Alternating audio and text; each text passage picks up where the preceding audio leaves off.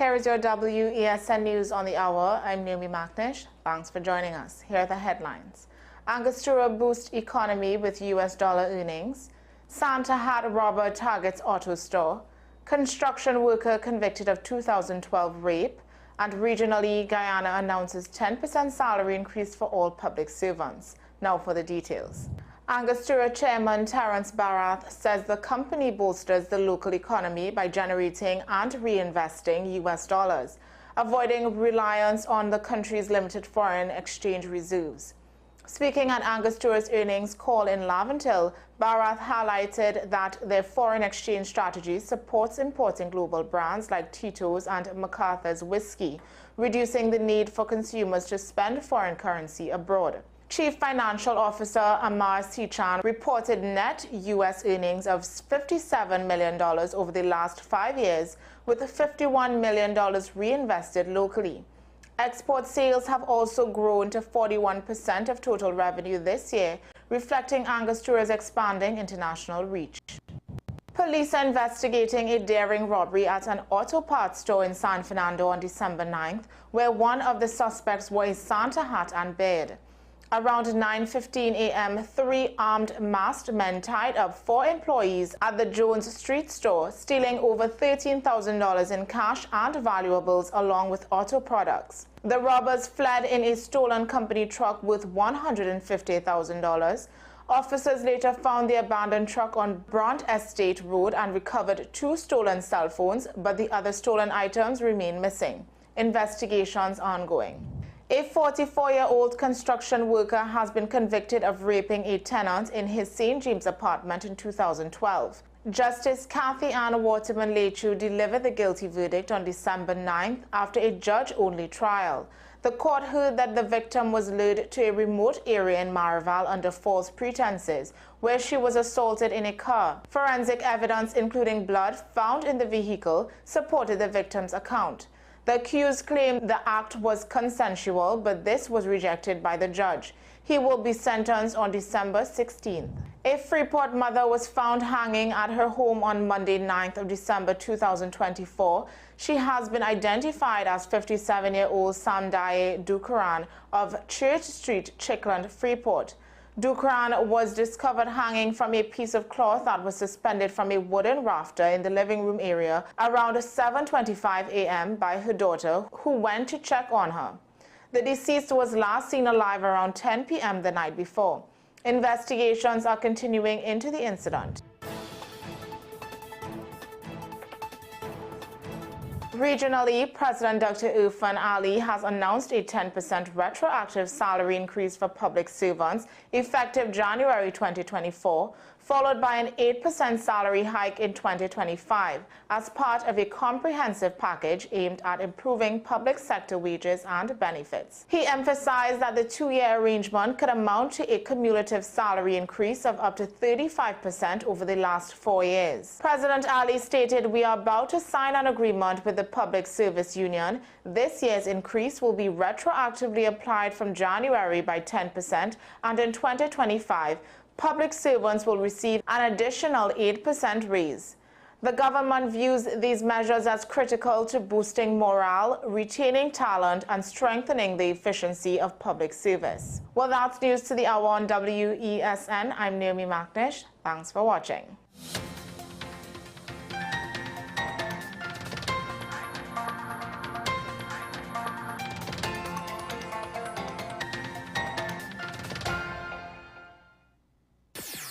WESN.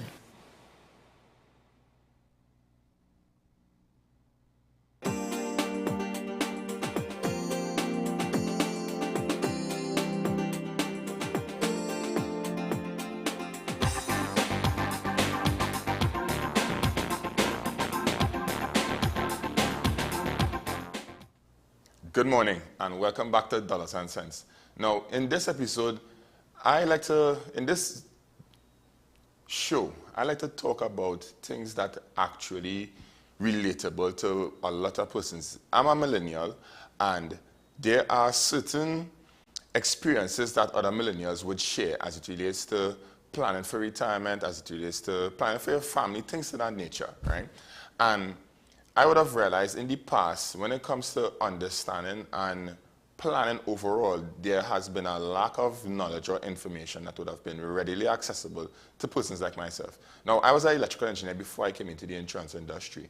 And one of the difficulties that I would have faced would have been understanding how insurance does work, because the reality is, when it is you sit down and have a conversation with an advisor, they try to segment a lot of information or squeeze a lot of information into a little bit of time, and it doesn't really give you the time to sit down and digest it to really make it your own, right? Now, my guest here today with me, he's someone who I would have shared a lot of information with. We would have took a lot of time to discuss and break down and identify his goals and how it is it will benefit him moving forward. And I think this story, this conversation, could be of value to a lot of other millennials or persons, Gen Zs, even some Gen X, who looking at this could actually take a lot of benefits out of a conversation like this in terms of future planning, in terms of planning for retirement, and overall setting up your goals. So I want to welcome Shay Bess. You do a little introduction on yourself so people can get familiarized with who you are. Well, first and foremost, thank you for having me, Darren. Well, we know each other through hobbies and particular mutual activities, such as jiu-jitsu. I am a filmmaker by profession, and of course I work within the creative realm, as in I'm a director, I'm an actor, I am a videographer, I also teach dance. Okay. And within that realm I also do film education at the University of the West Indies as well. All right. So, you being an actual client of mine, right? Initially, what would have swayed you in terms of having the initial conversation about planning for your retirement?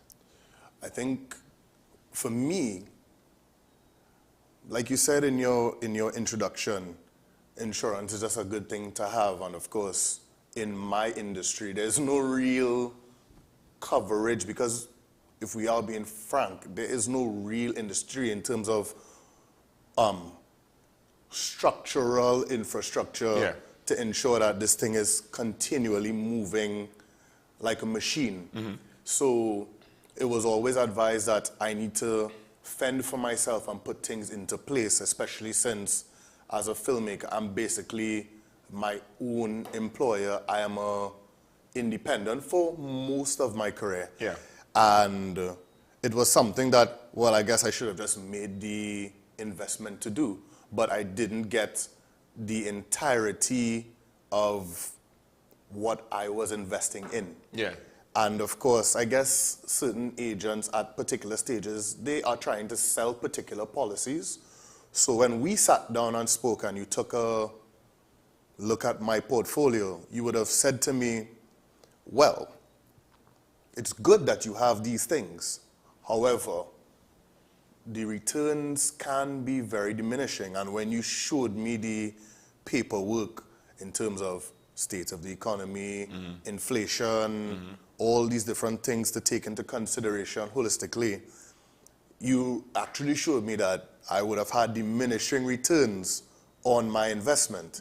So I would have been paying X amount over a particular period of times, and the payout actually wouldn't be substantial or worth anything in the long term. Yeah. So you would have given me a lot of information and explained that if I would have changed from this policy to this one, I have more guarantees.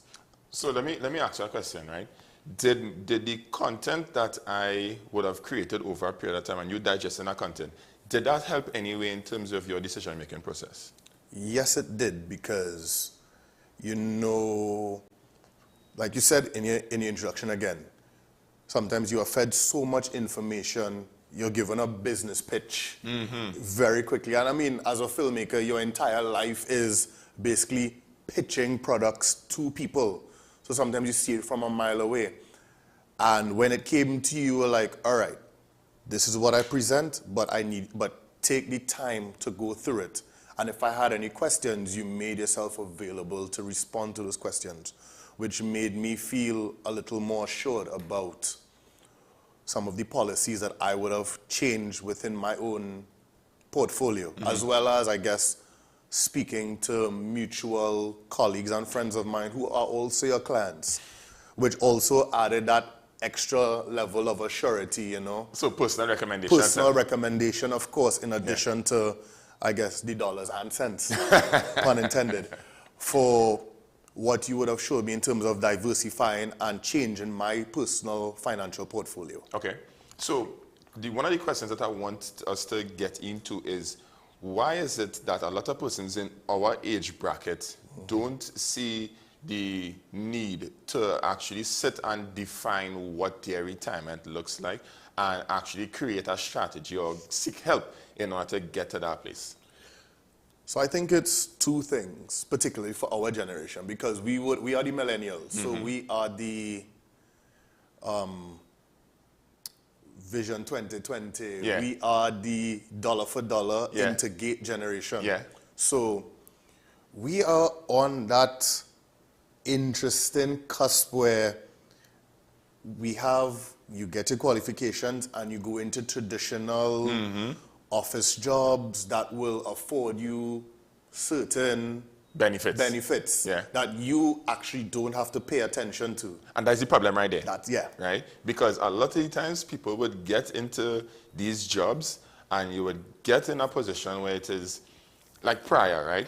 When it is for me, I can talk for myself, when it is I was an electrical engineer, right? I had a company pension plan, I had company group health, all these different things. And no one ever sat and explained to me or broke down what my pension would look like when I retire. I just know I had a pension and that's enough. I good. When it is I retire, I set, right? But the reality is, most persons who has a company pension, they will be going home with a percentage of their final earnings. And they don't realize that. You know when they just realize that?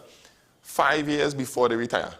And then when they already sit down and look at it, they are in a state of shock and disbelief that there's all the money again, right? So the idea behind these kind of conversations is to sensitize people from an early age. Early as in early in your 30s.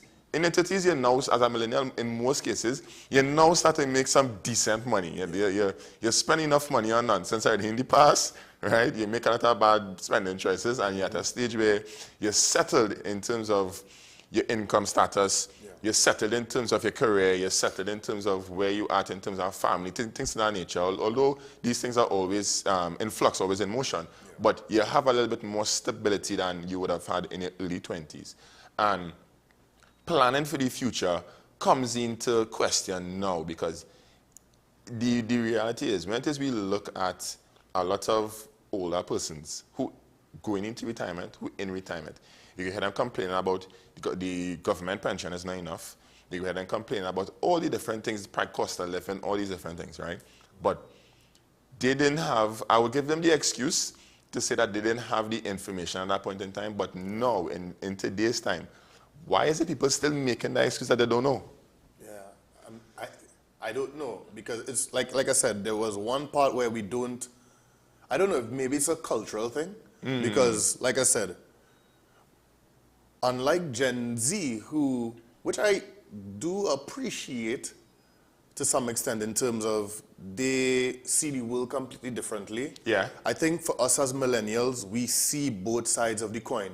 We see the tradition, but we also young enough to embrace the new and the technology. Yeah. But we don't embrace it the way that Gen Z does, because we are in the transition and see how both work for their benefits. So you either have the office worker millennial who goes on traditional path, or you have the individual entrepreneur going down the somewhat individual path. But of course, because there is that legacy of what was before, you still would put in some checks and balances. And that's why initially I took an insurance policy. I didn't really go into the nitty-gritties of what it was. I just knew that, I'm an independent contractor. I am a filmmaker. I don't have this coverage. We don't have an industry like the US or the UK. So there are no unions. There aren't particular pay structures, insurance policies, those sort of things. I even think like only recently there are people that are now getting like equipment and certain things insured, whereas before that really wasn't a thing. Yeah, yeah. So it's moving into the newer space. But suffice to say, there is that misinformation in terms of I need to protect myself, but sometimes we don't know the how. So I like that you made that statement there. And the how it would segment into a retirement planning guide that I would have created it and I'll send it to you, right? Now, in this retirement planning guide, like I said, I realized that a lot of people don't have a track to run on when it comes to understanding the whole planning process for their retirement. And in this is a free resource that I would have created. You could go to any of my social media pages at Digicel Financial, Instagram, TikTok, Facebook, wherever, LinkedIn, and you would see a link there. You would be able to download the financial planning toolkit. And this one in particular is retirement planning guide. Right now, in this guide, I would have broken it down. It's a very simple read, and the idea behind it is that I understand retirement planning and financial planning is an entire area of study that is very complicated, and I try to make it as simple as possible because it don't make no sense. I am an engineer, and I'm talking to you who are, I'm an electrical engineer, right? And I come and talk to you about all the intricacies about sinusoidal waveforms and star delta and this and that about your electrical systems home and how the junction box would work, all these different things, and you don't understand what I'm talking. So in order for me to break it down, I need to simplify it and make it to you in an easy and simple way. So the analogy would be like, okay, your house have a problem, your voltage or your current have an issue, you need to make adjustments to your point of interest, whatever the case is, and then, right? So in those terms, you could understand. Same thing that I do with retirement planning, right? Now, this document here, I break it down in a few steps. So the first one is identifying your retirement goals. And what that really looks like is when it is you want to retire, all right? What kind of lifestyle do you want to envision for your retirement? Now, you need to also estimate your retirement expenses because people doesn't take into consideration the housing cost when you retire. Sometimes the maintenance on the property would increase. Sometimes your health insurance, your living condition, your health condition would increase. So the amount of money that you would have to pay in medical expenses will also go up. Your day-to-day living, groceries, utilities, and things that you want to do for leisure, hobbies, right? Also now you need to assess, step 2 is really assessing your current financial position. So in today's time here, you need to calculate a net worth. Most people don't understand how to calculate a net worth. It's very simple, right? You check up all your assets, you check up all you add up all your assets, you subtract all your liabilities, that gives you a net worth. So you know how much you have in savings, investments, properties, where your loans looking like mortgage, credit cards, these different things, right? Now you review your accounts, so you evaluate all of your current savings plan, all of your mutual funds, your annuities, everything. So you see, it was saying in engineering, you can't fix what you can't measure, right? So if there's you driving your car and you don't have no gauges, you don't know when your gas is going undone, then you operating on faith, right? And whenever you're shut down, wherever you're shut down, then you're going to put gas. Or you have a portable gas tank in your trunk, right? Understand your income streams in retirement. Now, the next step is really determining your retirement savings goal. Now, this here is a kind of hard thing to determine for most people because they already take into consideration what their income is like now after all the expenses and after everything would be reduced after they don't pay off stuff. So you need to use basically like the 4% rule. So you multiply annual retirement income needs by 25 in order to estimate the total required amount that you would need. So one of the examples I like to give people is let me ask you this. What's a comfortable figure you would want to retire in 30 years' time? When did you retire? In today's dollars. Oof. You mean like per month, monthly? Yeah, monthly. What's a comfortable figure in today's dollars you would want to retire in? Jesus. Can I respond to the fate question? I don't know. I think comfortably in today's climate, moderately, let's say $30K a month. Right. So you want to retire comfortably on $30,000, right? In order for you to calculate how much that would be in 30 years, right, when it is you reach 60, you have to take into account for inflation, right?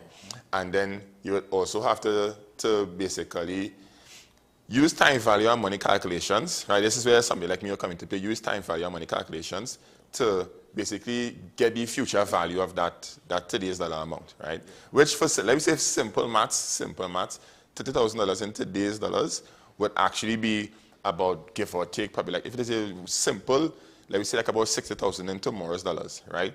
60,000 will actually be worth 30,000 in today's dollars, right? Just simple maths they're using. Well, it's funny enough because I actually looked at it the inverse, because I would have said today 15. Right. But I took into consideration that all things considered and inflation, 15 today looks like 30 tomorrow. Right. So let me use that example, right? Yeah. So you have to use 30, you have to get 30 tomorrow in order to get to be worth 15 today, right? If it is you don't plan, you will never see that kind of money, right? One, let's say you have your company pension plan. Your company pension plan, if it is you have a company pension plan, for the average person, your company pension plan will be a percentage of your final earnings. Right. So let's say if it is using that same metric, you would probably retire with probably about $15,000 a month. And you still need to make up the difference. So you have the company pension plan, you might have NIS, and then where the balance of money coming from. That's where your retirement strategies comes into play. And the reality is, most people don't have the business acumen to start a business and make a business successful. Most people don't have the capital to invest in income-generating real estate because for whatever reason, people are of the opinion that all rental property doesn't make money, which in reality, plenty of them, if it is they don't analyze the deal properly, you'll be losing money, right? So most people don't have that acumen in terms of that real estate skill. And also most people don't have the amount of capital to invest in the stock market for it to be able to genuinely make a serious return, right? So where the money going to come from? This is where having structured retirement strategies or vehicles or policies will come into play to benefit the average man. Because like I did a seminar earlier this week, and one of the guys he explained to me is that when he was in insurance before, some years before, and his dad was in insurance years before, and these different things, right? And what he said is that insurance is like purchasing wealth, right? Purchasing insurance policy is like purchasing wealth. And the reality is, most people will not be in a situation where it is they're able to purchase that kind of wealth. Most people don't have $2 million, $3 million, $500,000 that they're sure they're going to get at X amount of time. So, and just to add to that, I think that was one of the things that actually was one of the convincing factors in terms of taking your service. Yeah. Because it was the explanation of how to generate that wealth incrementally, and also based on my current status or evolving status in life. Because you talked about flux.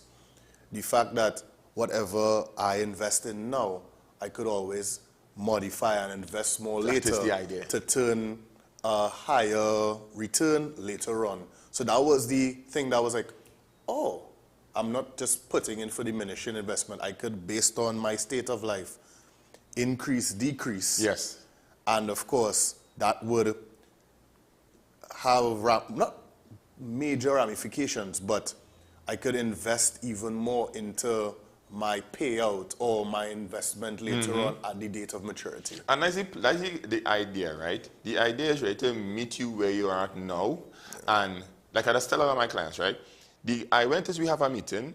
The objective will be to understand where you're at now, identify where it is you want to go in the future, and help chart a course in order for you to get there, right? So understanding where you're at now, we could always, and we understand the end goal, we could always make adjustments as time goes by, because your current income, where you are now, is not where it is you would be 30 years down the line. You would grow, your income would increase, you would do more things, and you'll have more available income to do different things in the sense of planning, right? And this is where it's important to always have somebody to help guide you along the way, because as in any other industry, right?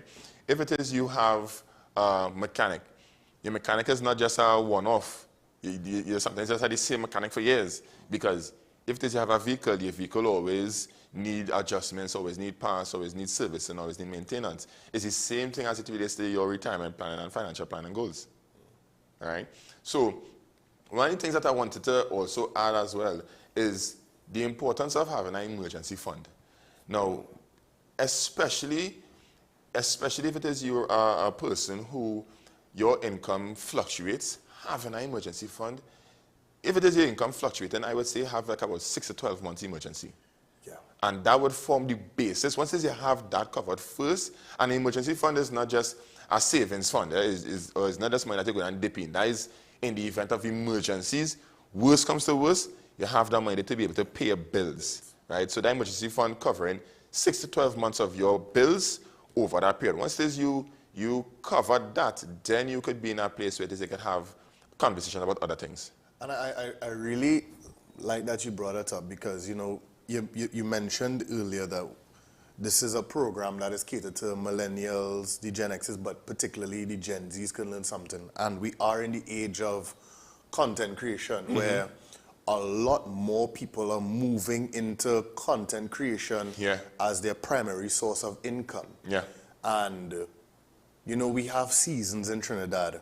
You know, we're coming up onto carnival season. So that's where, you know, most people in the content creation, the videography realm, you have this, we have a longer season. So from now until March, that's when you have a lot of jobs coming in.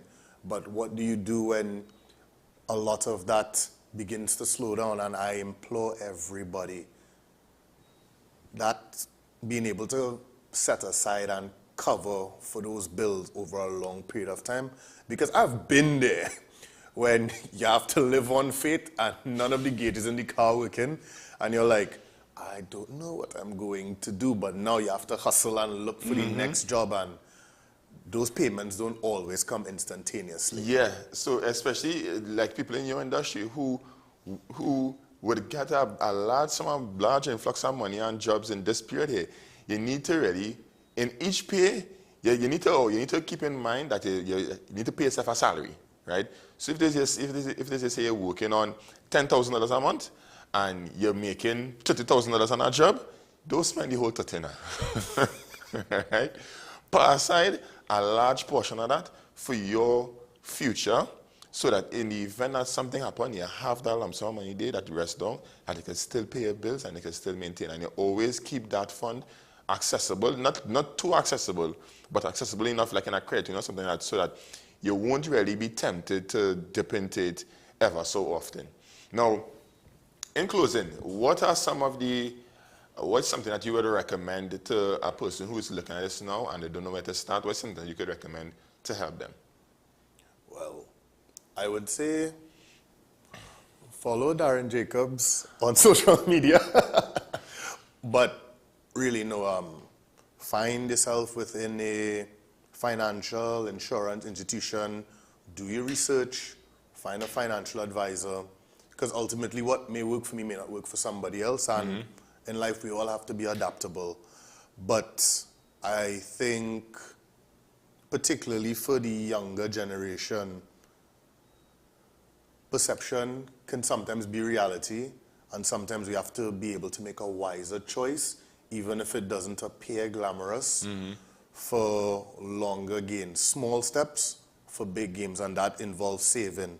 That involves how your shopping and spending habits. That involves how you take care of yourself, fitness-wise, spiritually, mental-wise, and ask questions, seek the help, because I know for me, it might have been, oh, insurance is good, I'm just going to pay for it.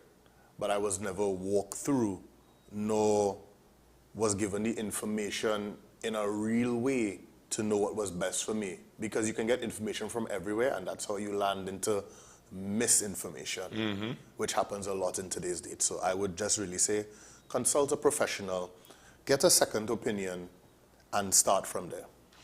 What I would add is, as it relates to planning, starting planning from early is really one of the best ways to maximize your savings. That's 1. 2.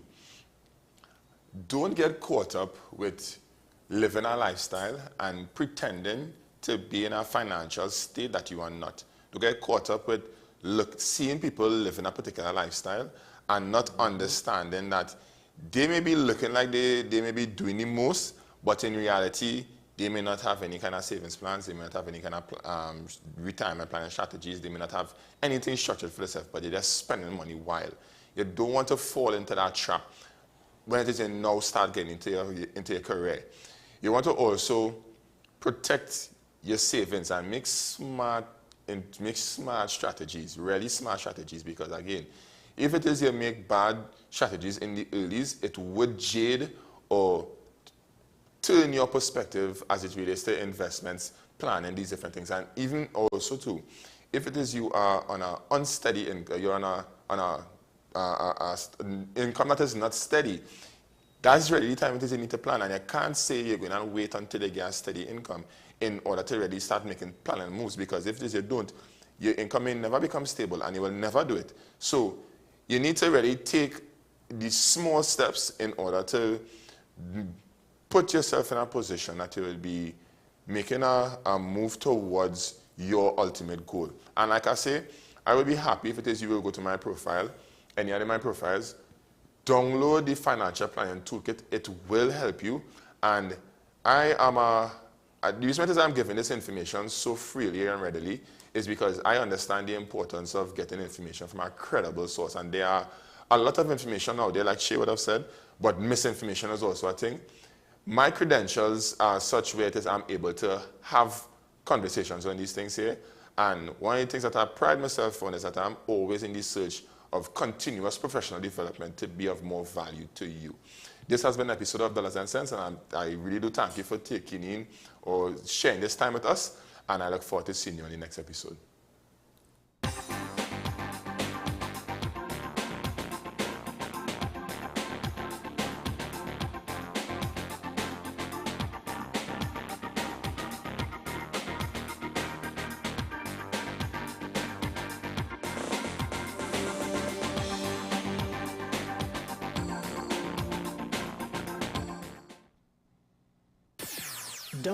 WESN.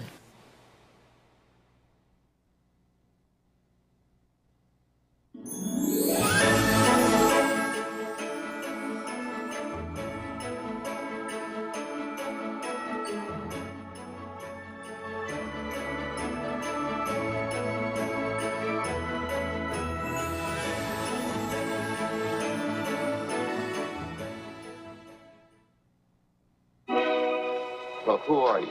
I told you, George, I'm your guardian angel. What is it you want, Barry? You